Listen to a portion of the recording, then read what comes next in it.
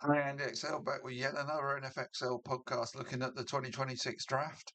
After the combine, updating my positional rankings, and this time it's inside linebackers that are drawing my attention. Now, I think there are 6 openings for potential starters with NFL teams this off-season, and about another 10 for second stringers at inside linebacker. This class has the top end quality to fulfill at least 8 of those starting roles, although this class starts to look pretty thin after those 8 candidates. And with 4 or 5 good quality free agents available, we could see a big drop off after the first 8 inside linebackers potentially go on days 1 and 2 in terms of where they go. I think you could see plenty go early and then it starts to get thinned out. So let's look at those top candidates. Well, Arvell Reese and Sonny Styles are at 2 and 10 on my big board, respectively, both out of Ohio State. They look like really high quality additions for any NFL team. Although Reese is so good, he could be used in a variety of roles. So may not be used as a pure inside linebacker at the next level.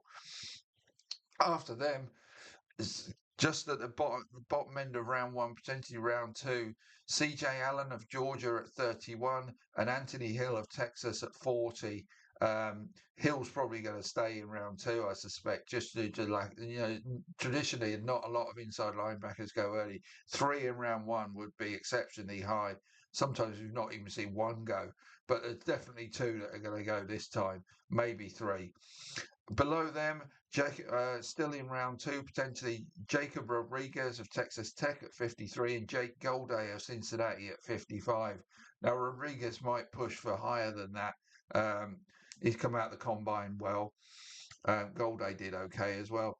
Right, then we get into round three territory. Josiah Trotter of Missouri at 76 and Kyle Lewis of Pittsburgh at 80 have both done well in the combine and have moved themselves up ahead of the next batch of candidates and put themselves into round three. So those 8 that I've just given you, Reese, Styles, Allen, Hill, Rodriguez, Golday, Trotter, and Lewis, are the 8 that I see right now as getting those day 1 and day 2 picks.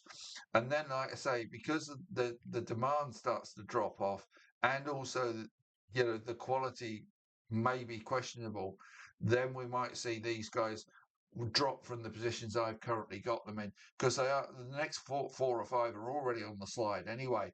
Deontay Lawson of Alabama's down to 103. Jyshawn Barham of Michigan's down to 127. Harold Perkins of LSU is down to 134.